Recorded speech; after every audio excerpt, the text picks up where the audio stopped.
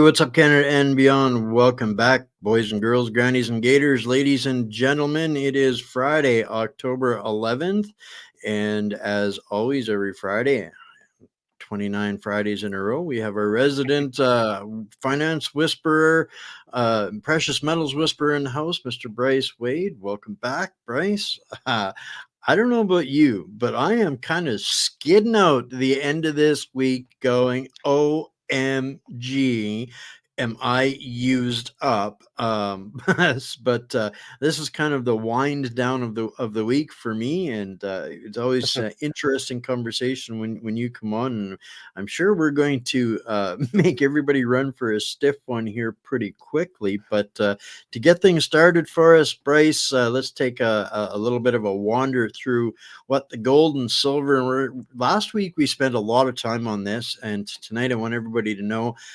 maybe hang on with your questions a little bit towards the end. We after so many comments the last couple of shows, we're gonna kind of put our talking aside towards the end and let everybody jump in with their concerns and have a straight up Q&A with everybody. So how's that, Bryce?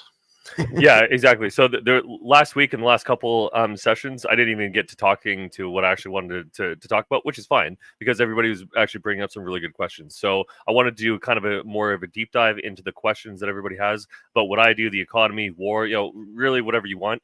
We can just have an open conversation. This is kind of the thing that I like to do anyway when I talk publicly. I like to have an open discussion and a collaborative discussion. So it's kind of one of the things that I care about most is our democracy being one voice, one vote, having more power to the people to do just that. And so I have a limited capacity to do that, but in this respect, I do have a degree of power to do that. So I thought it might be nice for everybody to just, hey, if you got questions about what I think or what I see or what questions you want to answer about the financial system, gold, silver, literally whatever, I like that because it triggers me to think about things in a different way usually. So that's kind of the reason for that today.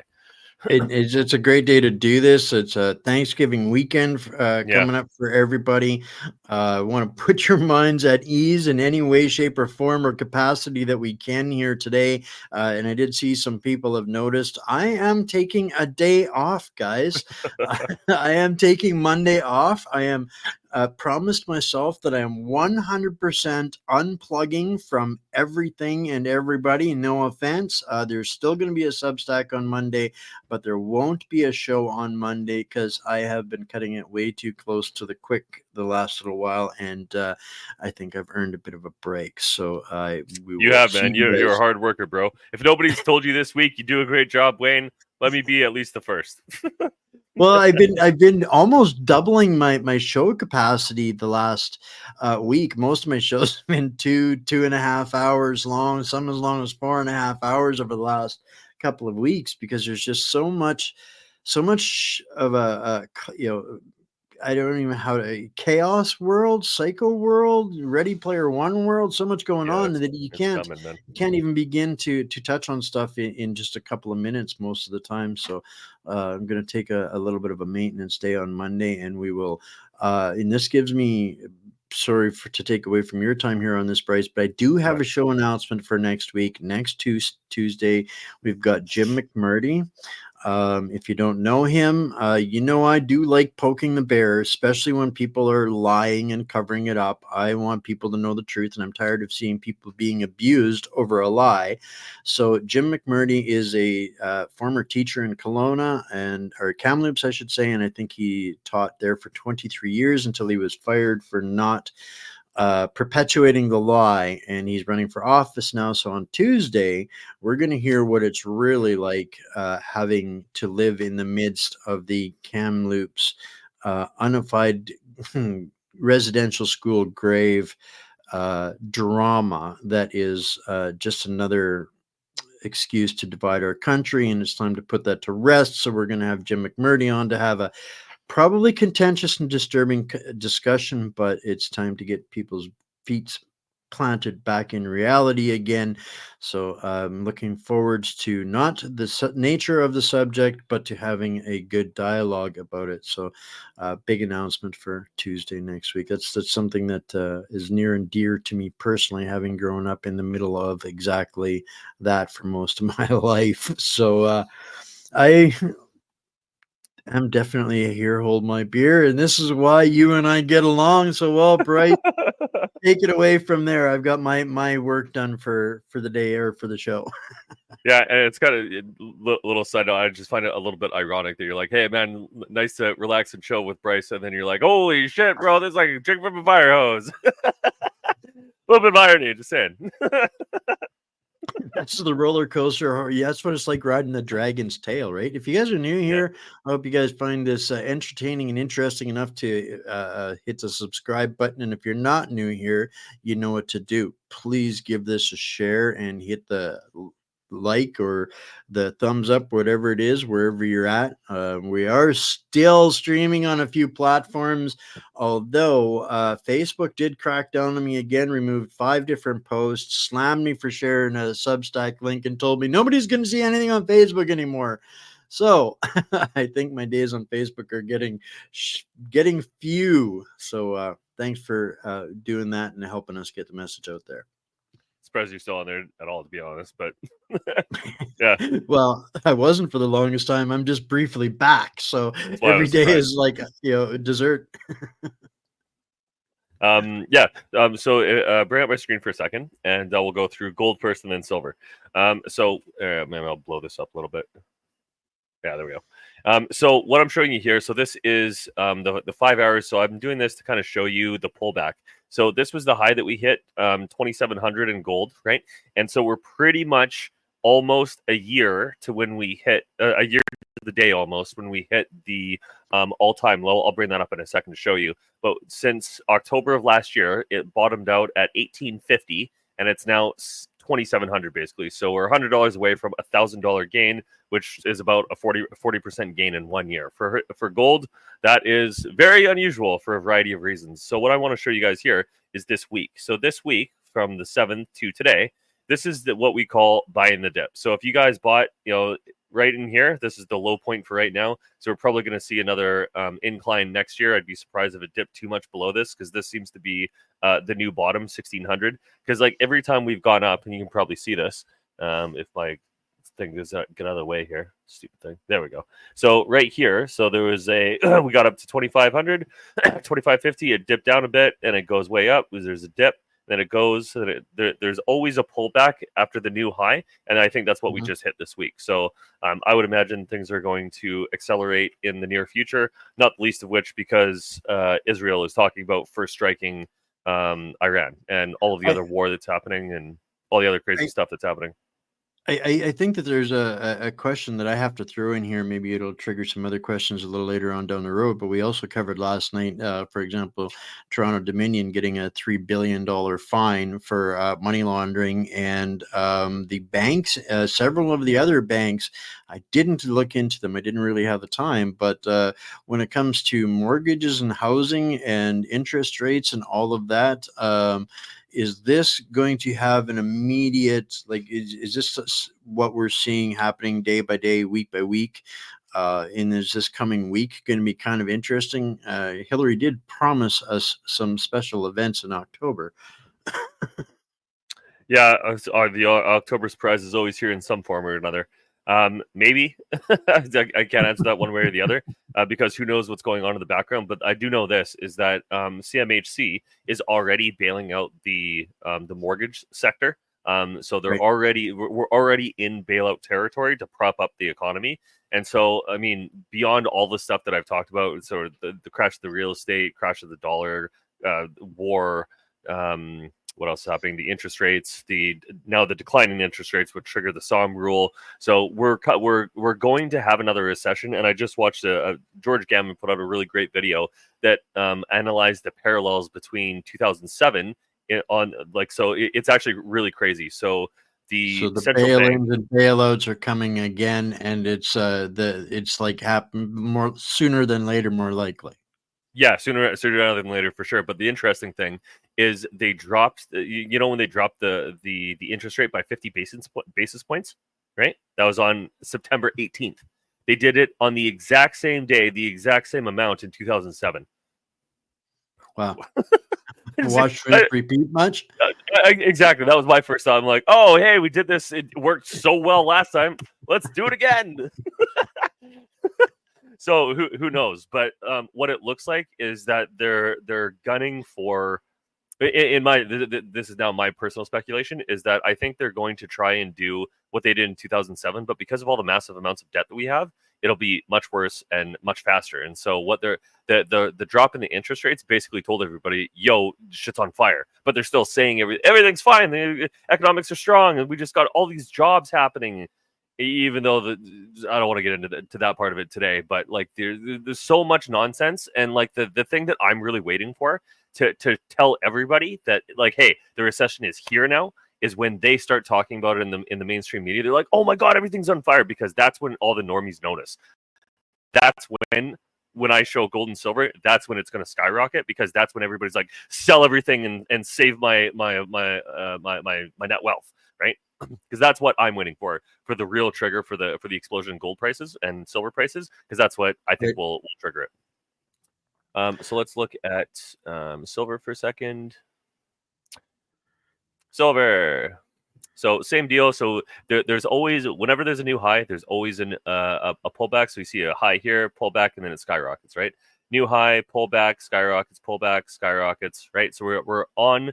If you pull this out to a little bit further than that, so if you do a line like those lines that all the super financial people always do, it's always on the uptrend now, because we've hit the bottom, and this was the bottom in. When was this? That was 2022, right? So this was when, this was when it was happening at that time. There was a swap crisis, or there was a overnight lending crisis. That's what it was. And so this was basically the bottom for silver, and then it started skyrocketing even more from there. And so I've been telling my family, people, like, hey, if you want to make money off of this, you still have time, but not much, right? Because I'm basically, my kind of personal goal is for silver to double or triple. And then when that ratio, I think I mentioned this last week, that when the ratio of gold to silver declines to a more reasonable amount, I'll sell some of that silver and get into gold, because eventually gold's going to be the goal. But there's a short-term and medium-term opportunity with silver to profit off of this. And I got a question here. So why does I was silver just going to run back through a few further back from Ian. Get another bank or credit union and start stacking silver coins. Seeing a lot of that happening right now. The local markets are busy. Black Swan October, I'm hearing that mentioned. It's kind of right on track, on par for that. Cannot argue. Mark Carney, don't get me started. Kind of wrong segment. I'm sure he'll come up a little bit later on. 3 billion will fix that. Not sure exactly. Oh, that's the TD. That's what you were talking about. Yeah. Fine for yeah. Yeah. Wonder what you notice how. Sorry. But No, I was just gonna say. So you notice, right, that if there's ever something bad that happens white collar style, it's always a fine. If it's something that happens, pleb style, it's always a criminal charge, right? So there's a great quote that I heard years ago that I'll share with everybody that was basically like, if the only consequence for doing something is a fine, it's basically a speeding ticket for rich people. Exactly. When it's like 163 criminal ethics violations for Trudeau and co, and he's still giving money away, another 400 million for Zelensky. Alensky. Yeah, normally supposed to toilet paper. Stefan, hope the whole damn system goes down. It's not if, it's when. Careful what you wish for. You got some neighbors that probably could use a little bit more time, and this is why we do this show, because like Bryce was saying, you've got a little bit more time where you can do well on the silver, and probably that's still going to affect how long you can get access to any of this, because once the system collapses, the digital, electronics, all of that collapses. How is anybody going to get or obtain that which they don't have at this point? So this was a question that you brought up and wanted to get to. So why doesn't silver keep up with gold? That's a good question. So the demands are different, right? And so one of the things that's contributing to this right now is that there's still a whole bunch of above ground silver that they're burning through, right? So there's about 100 million ounces per year that are being that's a deficit, and I think we have like 300 million or 500 million or something like that ounces above ground that are essentially in storage in some capacity. So you can still buy it on the open market, and it's not a 1-to-1 of demand to supply. So it's not so like right now, all of the gold that comes out of the ground is effectively for monetary purposes, right? So they're mining it for the express purpose of putting it into bullion and putting it in a bank or somebody's hand or into jewelry or whatever, right? But it has an express purpose, and however much comes out is however much goes into the system. So it's a 1-to-1, right? But silver's a little bit different, is that we have a reserve of it, right? And so that reserve is currently being depleted. And so once that reserve is depleted, now it's a 1-to-1, and everybody that needs it, which is a huge amount of people and industries and companies and yada yada yada, now they're going to be paying a lot more for that because they need it.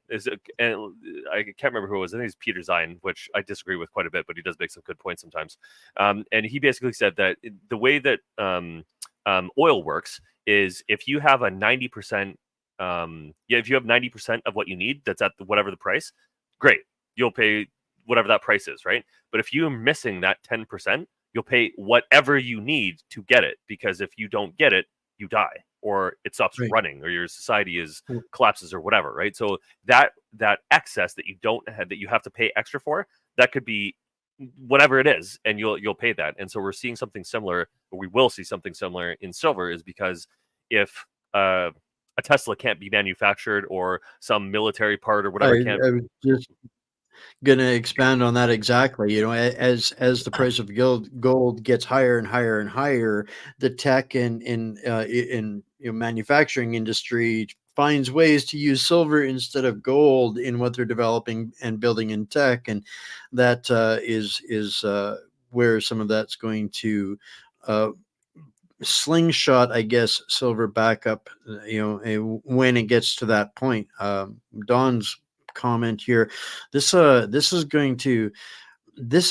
a great point. A lot of these white collar crimes do fall under the RICO Act. The challenge is enforcement, and in Canada's case, it's going to take international enforcement and pressure. So I think a lot of that is at this point something to dream about. Perhaps Trump winning, surviving, and actually doing something about draining the swamp and catching some of the RICO criminals up here, pulling the coup of Canada. So that's kind of my slippery little navigation through that. You're not wrong, Don, but don't hold your breath, my friend. From Tom here, when the system goes down, nothing will be protected: food, heat, etc. And you're not going to get silver then. You're not going to get anything except what is available to you within your network and your community. I couldn't agree with you more, Becky.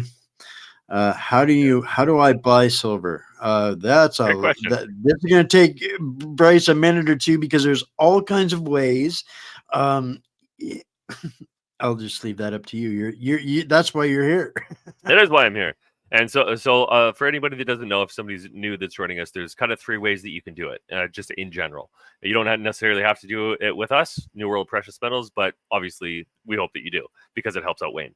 And so basically the three options that you have are, number one, retail. So that's physical gold coins or silver bars or whatever kind of precious metals that you want. It's basically in your hand. So we essentially deliver it to your door. We keep your privacy in mind. There's very little questions that we ask of you. You give us the money, we send you the gold or the silver. Easy peasy lemon squeezy. And I put everything on a spectrum of in your hand and in your control, in the system and not in your control. And so on the opposite end of that spectrum is registered accounts. So your RSPs, liras, RIFs, stuff like that. You could work with us and Quest Trade, and you can back up your life savings or your retirement savings with precious metals in your RSPs, so you don't trigger a tax event right away. So there's a lot of people that talk to me about that. Can I do this? How do I do this? So that's one of the things that we can help you with. I'm not going to expand on it too much now, but that you have that ability to do that if you want. Lots of people have been talking to me about that, and thank you for all the people that have reached out to me in the last couple of weeks. Thank you for reaching out, and we're working on your orders. So the third and kind of the biggest differentiator for us compared to everybody else is essentially a vaulted service. So you basically give us money and it's sitting in a vault. It's still physical precious metals that you own and you have not custody of, but ownership of. It's what do you call it? Insured. It's there. It's audited twice a year. And so we work with a company called Precious Metals International, and they are the service provider for this. So it's a Cayman Island structure. So we don't share any of your information with anybody, including the government of Canada. And the only way that they would know about it is by a subpoena or by a criminal charge of some sort. We've never had that problem. And essentially, what that allows you to do is buy these metals at wholesale. And the big advantage to this is kind of twofold. Number one is that you can loan against your holdings. So if anybody's ever gone to the bank to be like, hey, bank, can you give me a loan? They rip your life apart and kind of judge you for all the bad stuff that you did and whether or not they want to give you money or not. But this is different in the sense that they will automatically and guarantee that they can give you a loan because they have the actual collateral. So what I've been telling people is that you can essentially double dip on your money and say, I want, here's 10,000 or 100,000, whatever the number is, and you put it in gold and silver with us in this way. You can sell it back to the system very easily. It's a little bit more difficult to do that if you have it in your hand because you have to go to an exchange. That's one of the drawbacks of that. And on top of that, you can also effectively leverage it. Well, what it actually is financing additional purchase of metal, and so you can really make a lot of money off of the bull run that's happening right now. So those are two different ways that you can do that. And the kind of the benefit with that is if you have this $100,000, right? Let's just say, and you have $10,000 expenses every year, it means you've got 10 years of expenses, right? But in this case, if you put those $100,000 into precious metals, right, you can take out those $10,000 for your expenses that you need, but you can hold on to the actual metal, the actual asset, and it is accruing in value right now. So you're making money while holding the asset and while doing the same thing. So you're not depleting your asset, you're increasing your asset. So this is kind of an example of how the super ultra wealthy use debt to their advantage. This is one of the examples. You wouldn't want to do that in a down market when silver and gold are declining, but we are not there at all.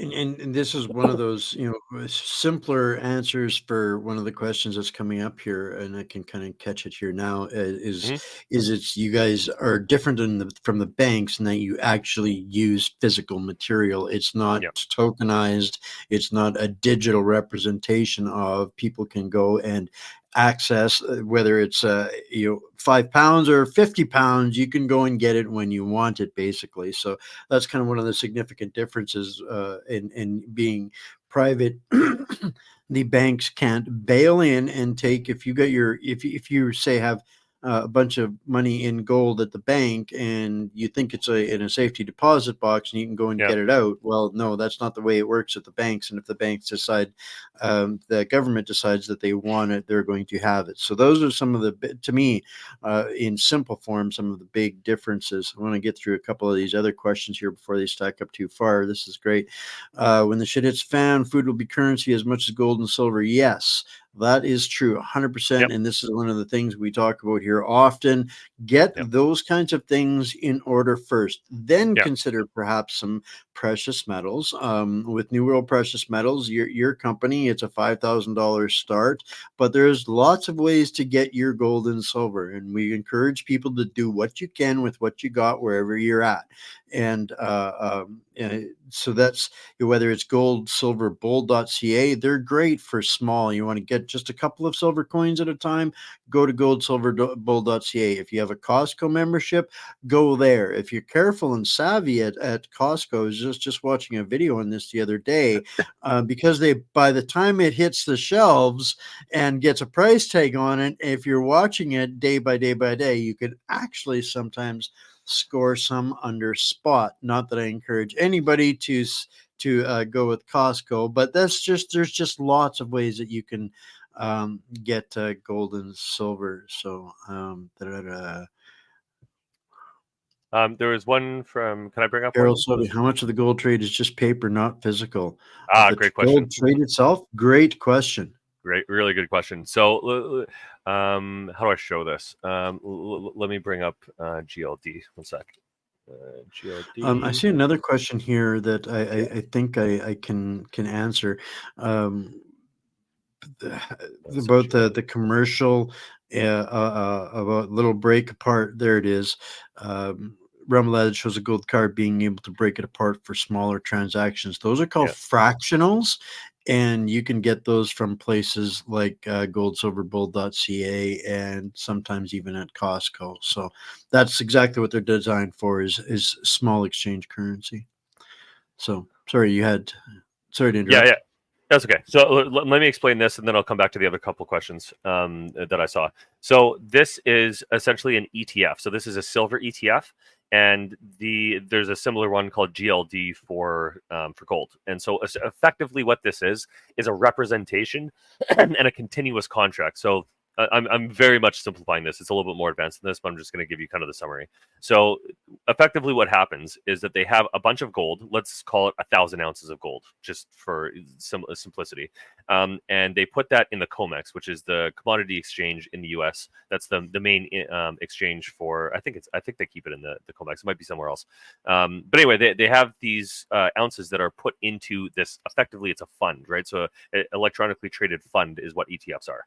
And what that does is that's the benchmark, that's the backing of that fund with physical precious metals. So you're taking out a continuous contract that automatically gets renewed because you don't take delivery. And so what some people are doing right now is taking delivery of that gold or silver from that fund. Now, I'm not exactly sure how that works. I just know that is how it works, because it doesn't really matter to me for what I'm doing.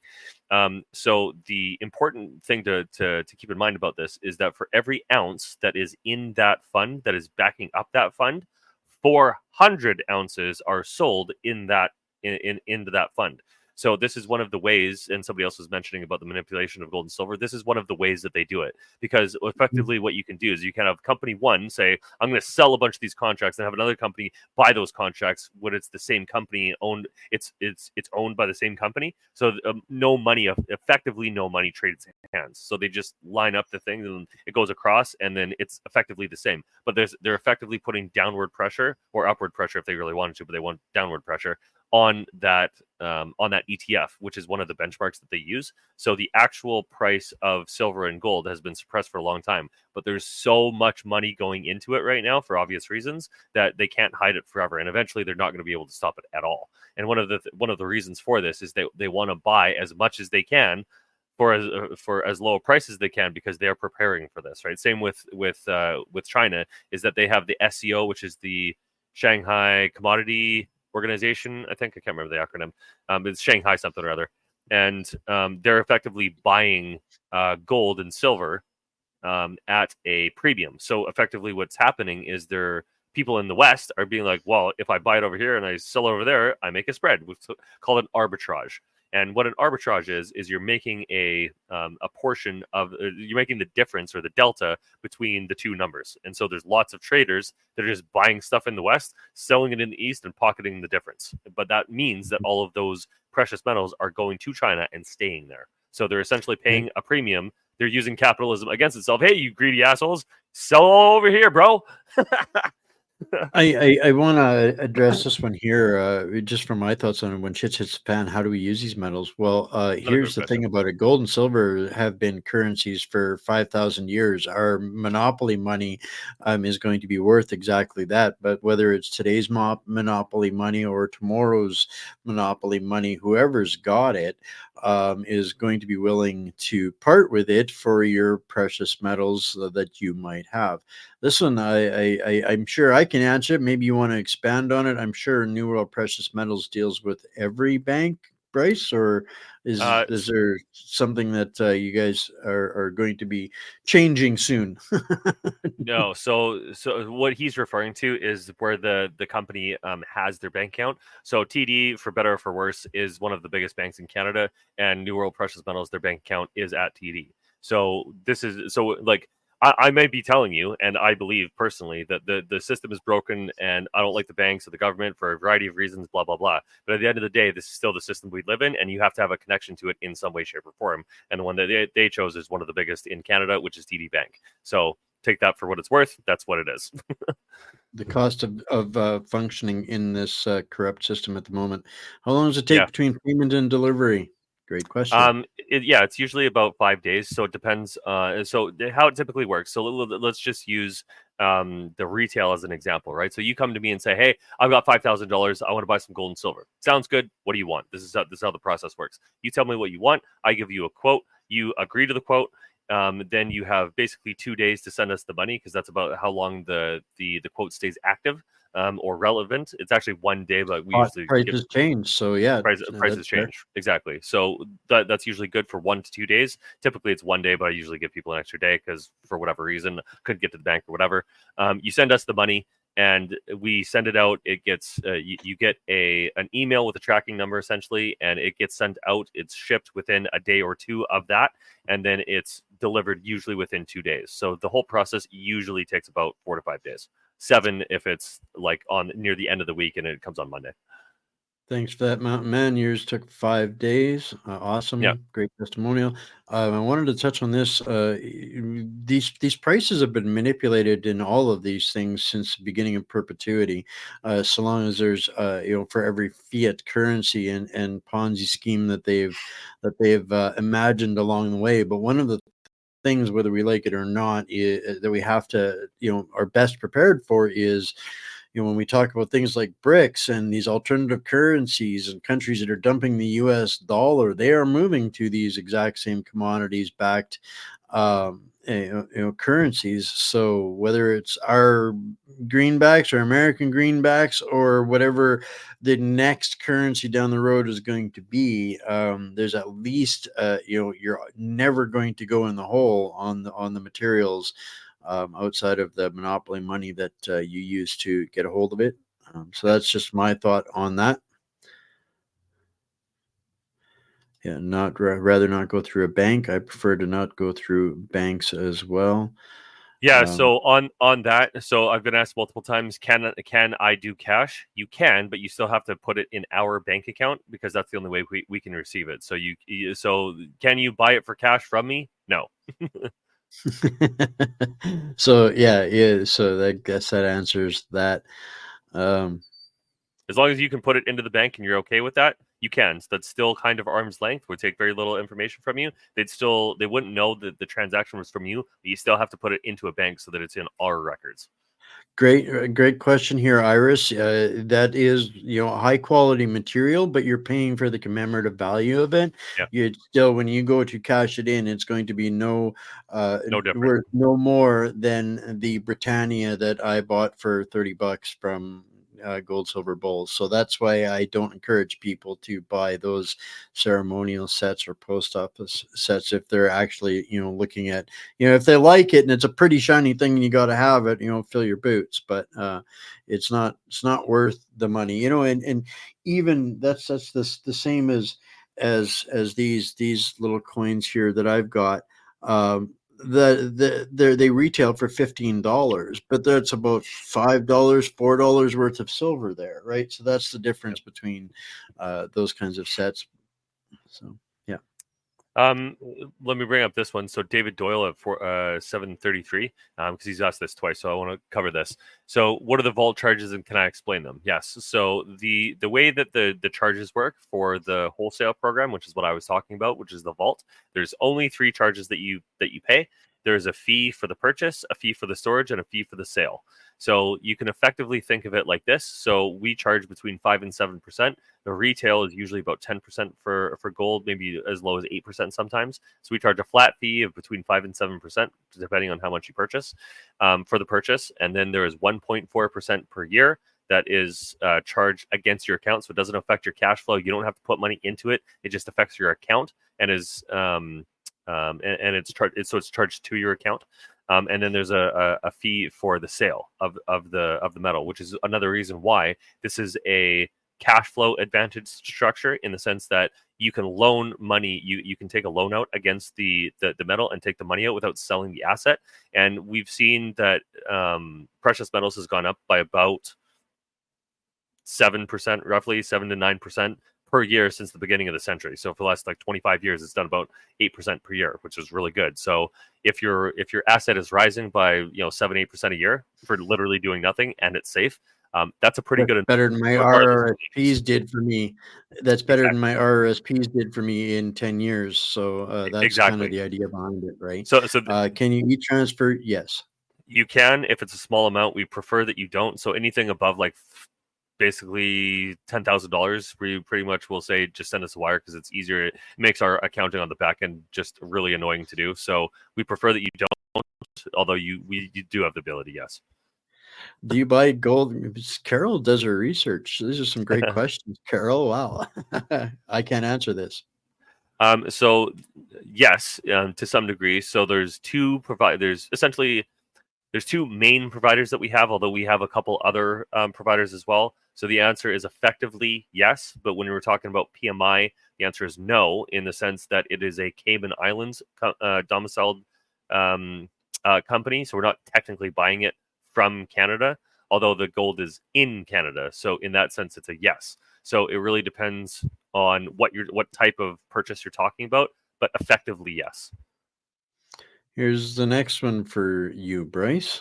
Good question again. Oh, really good question. Yeah. So there's no taxes on precious metals if it's bullion. So bullion means that it's 99.99% pure, and there's no taxes whatsoever on bullion at all for the purchase or the sale. So no government touches that in Canada anyway. I'm not sure about the rest of the world. that's probably one of the least. It's one of the only things in the economy that is not taxed. Right? That's kind of shocking to me. Probably one of the least known secrets of all. So there you go, folks. Yeah. No tax on it when you buy it. What happens if you go to exchange it and you make money on it?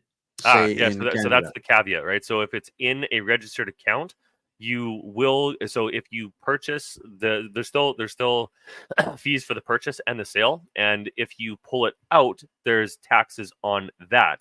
So that's different, right? Because it's not a tax on the metal itself; it's a tax on you specifically because you're pulling it out of your RSP. So it's slightly different. So how does that work then?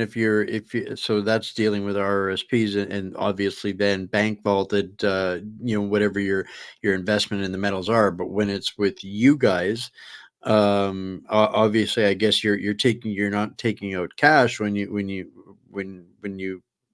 Or unless, do you guys buy back or how does that work? So yes, you can literally walk in and take out your bag full of gold or sell it back to you guys. Does that kind of get around some of the pound of flesh from the government? Yes. So yes, in a way, I probably have to be careful about this. So let me kind of give you kind of two examples, right? So one example is you come to us and say, "Give me $10,000 of gold in the wholesale program," right? Boom, you got $10,000 roughly of gold in the wholesale program. So you can sell that and pull that money out. You don't get taxed on that. So there's no taxes on that. There's just the fees because it's bullion, right?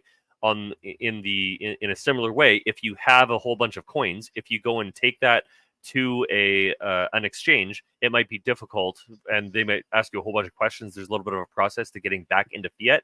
we can take the silver and gold that you have, as long as you have paperwork for it, and we can put it in our vault, essentially in our premium bullion program. So you can capitalize it in the same way, and it's just essentially put aside. So you can capitalize it, and then you can sell it back to the system if you want to. And that's kind of the nice thing about this wholesale program, is it's outside of the banking system, but it's still connected to the system. So if you need the cash out, it's still an asset that you can monetize or capitalize, or what's the word? Recapitalize, I guess, because basically what I mean is get back into fiat currency if you need the cash. It is one of the options that we have.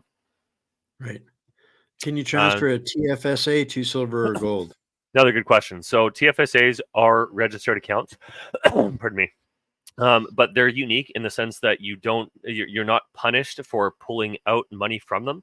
And so what it effectively means is you can think of it like a checking account that has bonuses. So if you make an investment in a TFSA, so let's say you invested in a silver mine or something, and they got bought out by Barrick Gold or something, and you got 10x on your money, you have all of that money sitting in your TFSA, you can effectively pull all of that out tax-free because it was in a TFSA.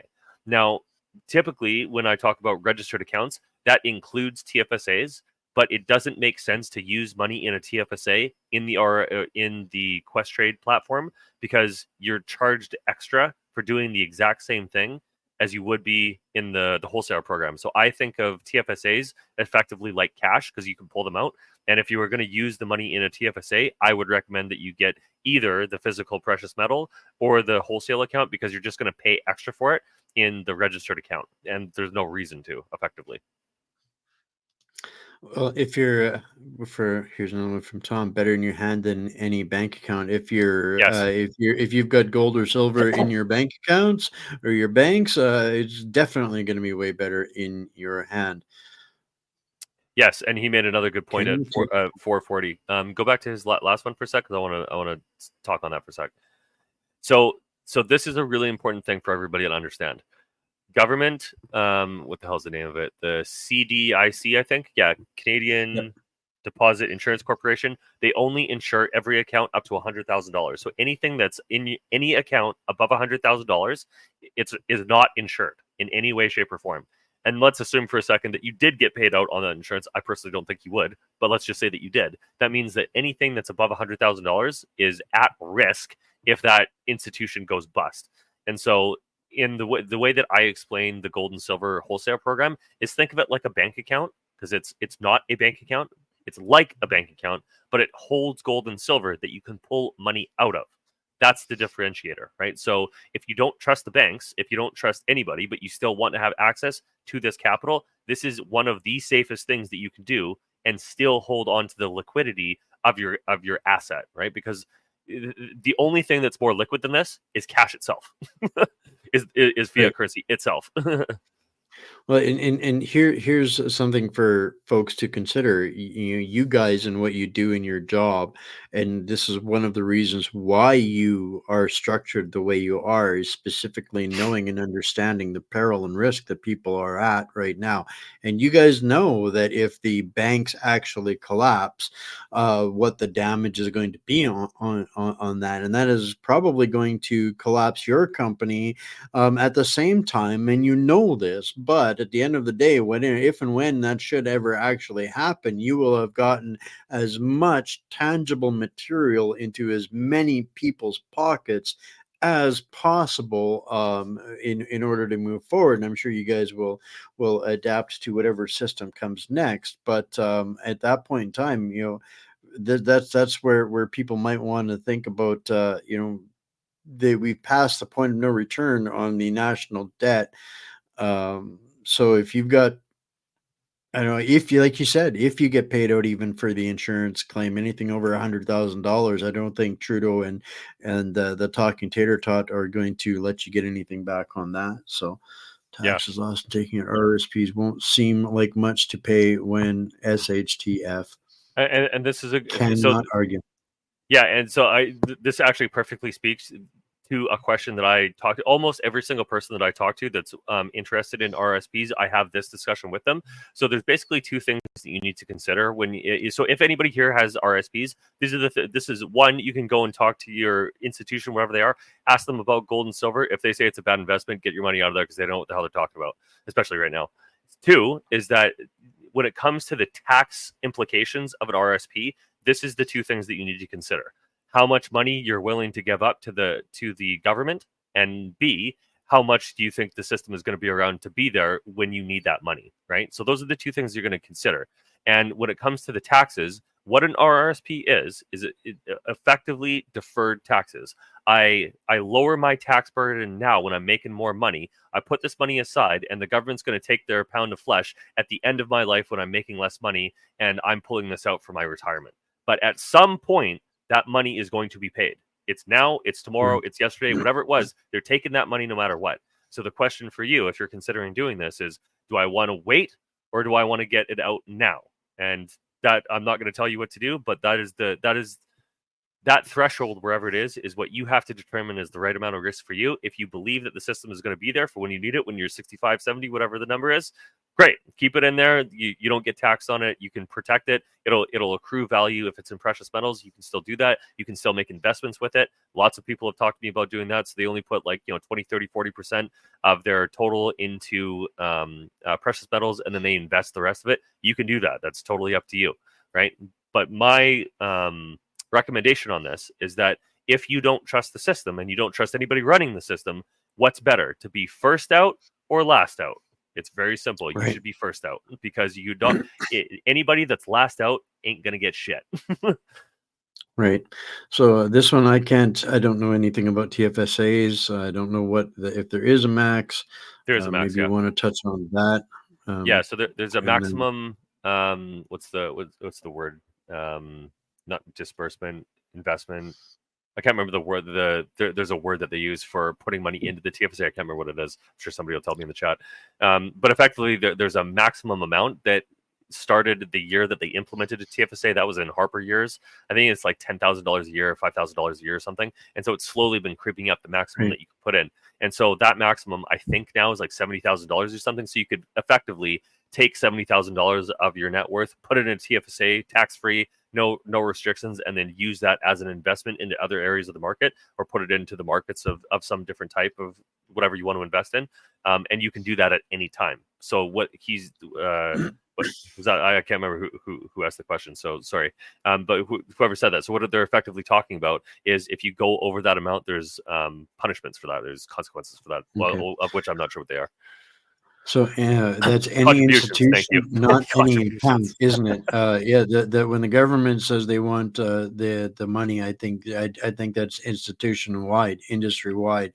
It's on the account, right? Oh, it's on the account.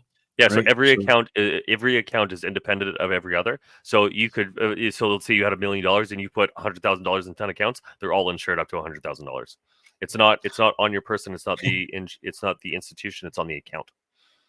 And then Lori pipes in with the $1 million question from there. What happens if the insurance company goes bankrupt? Which it's probably I would expect almost to happen 10 seconds after the banks go bankrupt. Yeah, this one I'm not sure. Well, I've actually asked this of financial insurance people that I know, and nobody really has a good answer to this. And there's a couple of reasons why. Number one is that insurance companies predate the banking system itself.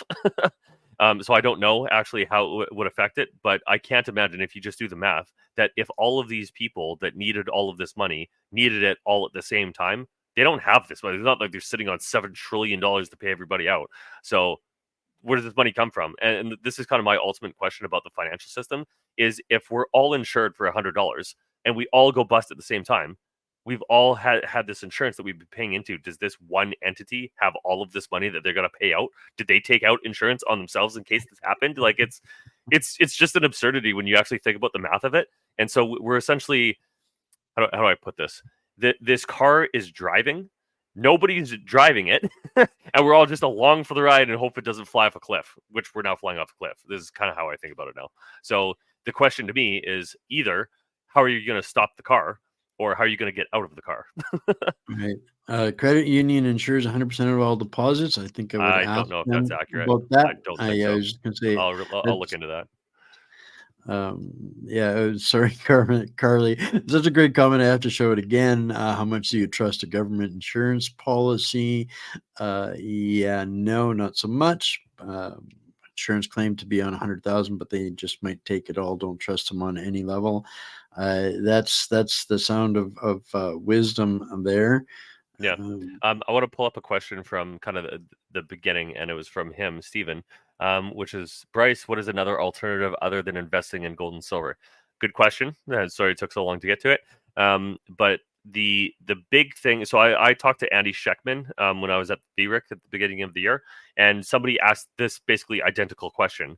And he said something to the effect of, well, there's lots of different areas in the economy that do well in tough times. And I kind of mirror that sentiment. And my response to it was effectively, if you think of all of the necessities in your own life, right? If you're running out of money and you're like, hey, I don't have all of the money that I need for all of the things I want to do, what does all of your money go to? Necessities. So you cut out all the stuff you don't need and you focus on the stuff you absolutely need.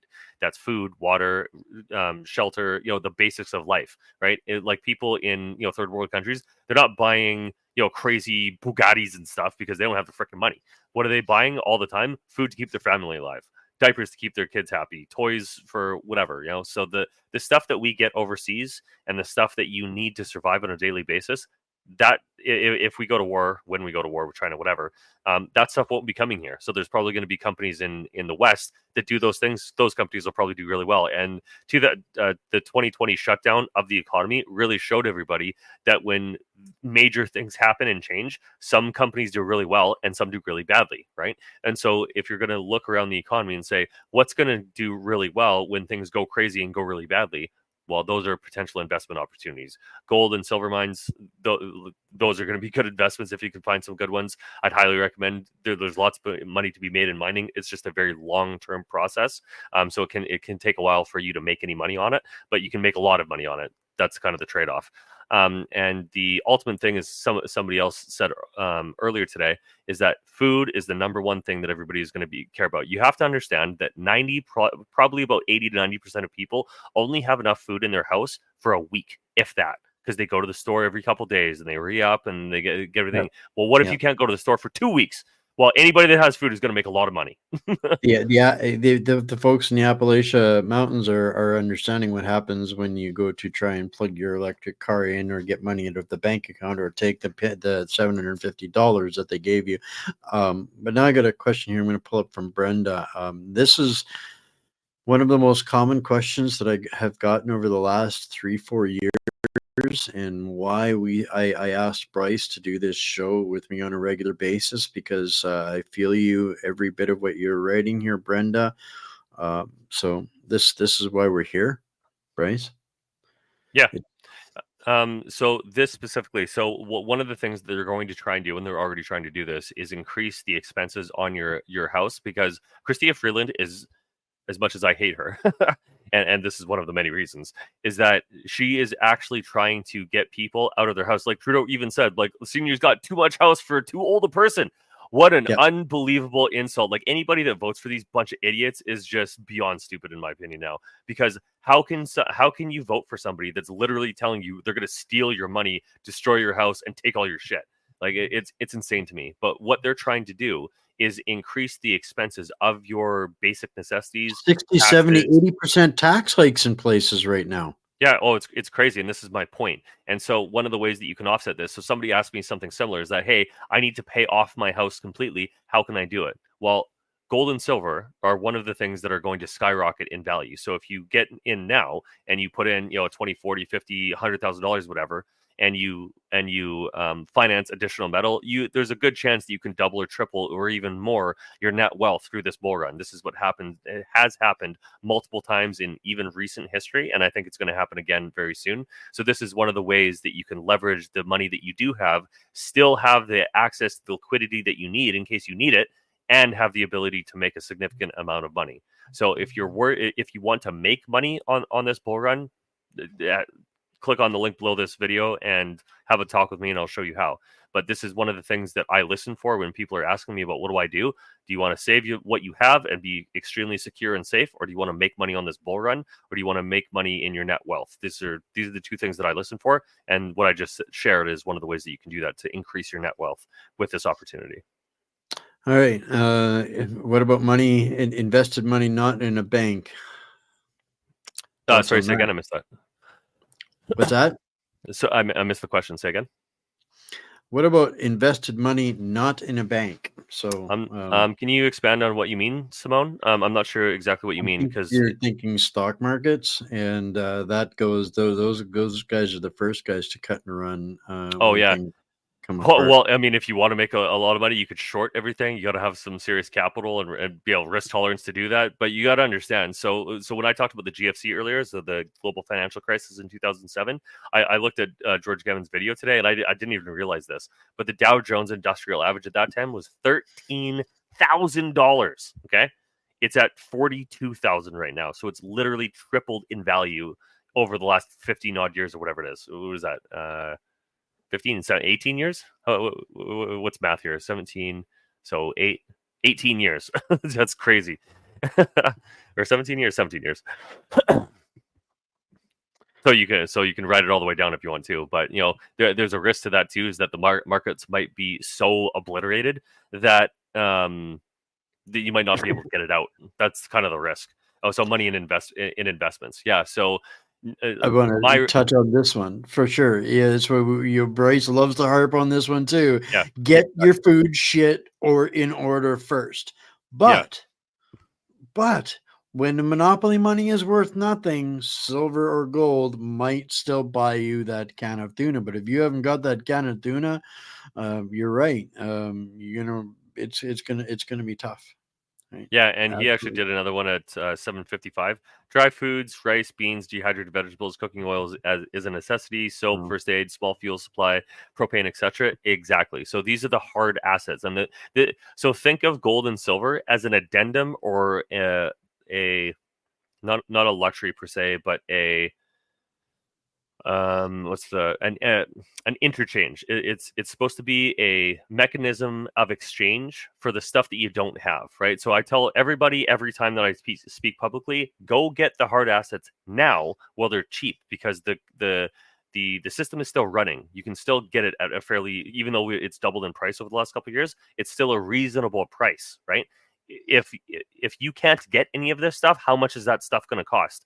When you couldn't get any toilet paper, people were selling it like a toilet paper roll at a time, right? It's going to be the same thing, because you got to understand, right? If you don't have access to something, if you need that thing, you're going to be willing to pay whatever you need to get it, right? And that's where this craziness comes from, is that if most people can't get what they need, it's pandemonium, it's chaos, it's violence, right? So you don't want to be fighting other people for the stuff that you need. Go get that shit now. And the reason that you want gold and silver is that when that is there, you can be like, hey, this guy's going to give you, $5,000 of your worthless monopoly money. Here's a gold coin. Give me it, and you'll get it first, right? Because the gold and silver is supposed to be an exchange, an intermediary between those resources. It's universal. It's the people, everybody everywhere accepts that the gold and silver is valuable. The difference is that we've all been conditioned, because we've grown up in it throughout generations now, to be cash and money is the top of the hierarchy. But if that ever changes, well, gold and silver is going to be the only replacement, because you either have gold or silver, or you're making a exchange, or you're talking violence. There's really only a couple ways that that's going to work. So you have the stuff that you have now, or the gold, the food, fuel, whatever you need. You have gold and silver for an exchange, or you got violence. There's nothing else. Yeah. So a couple of questions here. Similar line of thinking. All of our assets are in land and homes. We're afraid to sell or retire because we fear putting it in a bank, but we'll need ready cash too. It's scary to be older. Talking about equity, to bring taking equity out of their homes to do this. And so answer to her is that would be a perfect example of the wholesale program being the perfect solution to that, because you don't have to keep all of that cash in the bank. You can put it into gold and silver. You can still get the cash out when you need it, and nobody can touch it except you.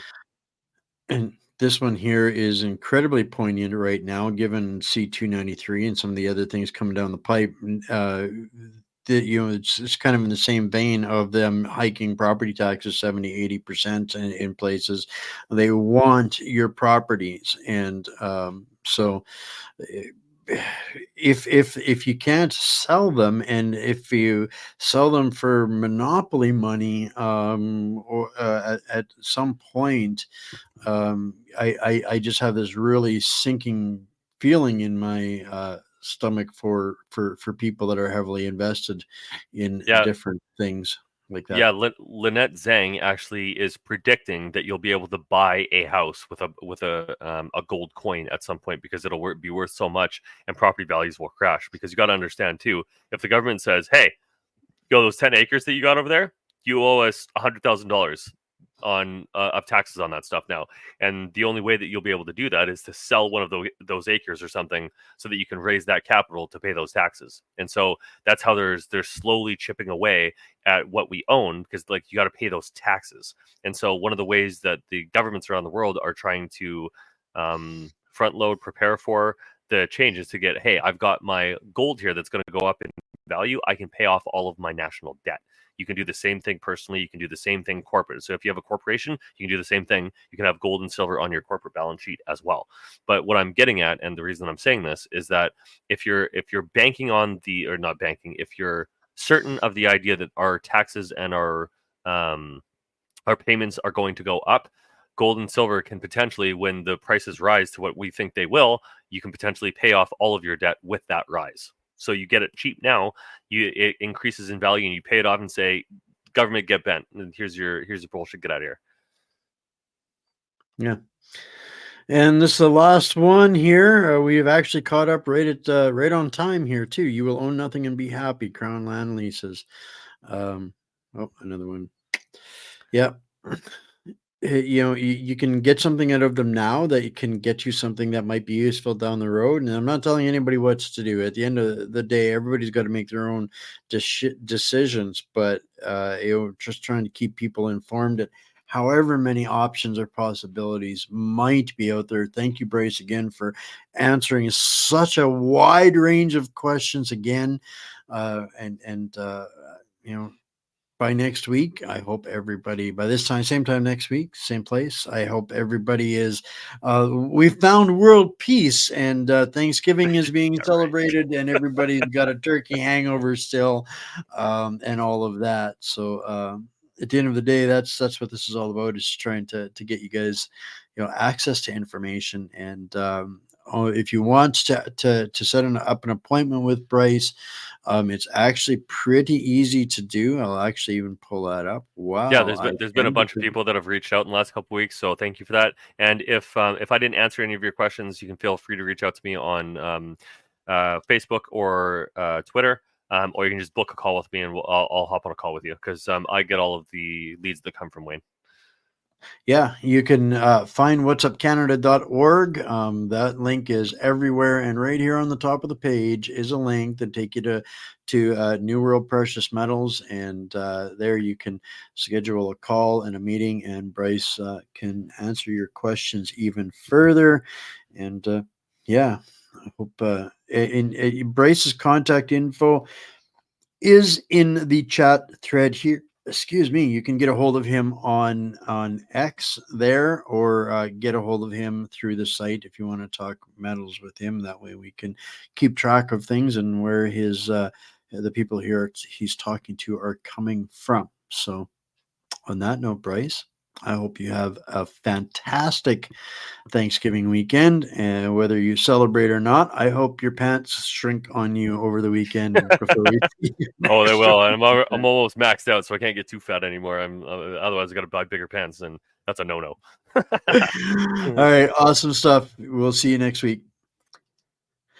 All right, guys, that's a wrap for the show and for my week. I got to kind of rest, regroup, recuperate. I hope that answers some of your questions. As always, you can find everything that we do on Substack. The link is there. You can find a link to Substack on whatsupcanada.org as well. And yeah, I want you guys all to, have a great weekend. Enjoy your family. The real world isn't in Trudeau's head or in Ottawa. And remember the people. Remember the people. Stay mighty. Be grateful. Get fat. Enjoy your families. And we'll see you on Tuesday. Slightly different day. But we will be back with more disturbing clown world shenanigans, truth, cover-ups, scandals. I'm sure there will be plenty. So until then, I love you all, my friends, family, patriots, prisoners, and hostages. We'll see you on Tuesday. In times of global instability, soaring inflation and massive debt, gold and silver have proven to be unshakable pillars of wealth. New World Precious Metals, based in Calgary, Canada, is a leading international brokerage. We offer an easy, secure, and cost-effective platform for investing in gold and silver, including our international wholesale program and registered retirement savings accounts. Protect your money outside traditional banking with our physical precious metals, privately vaulted outside the banking system, at secure, insured exchanges worldwide. Gold and silver have been trusted assets for generations, with current projections indicating high returns. And with unprecedented demand from governments, banks, and investors, there are now shortages. Precious metals thrive during inflation, geopolitical instability, and currency devaluation. Sound familiar?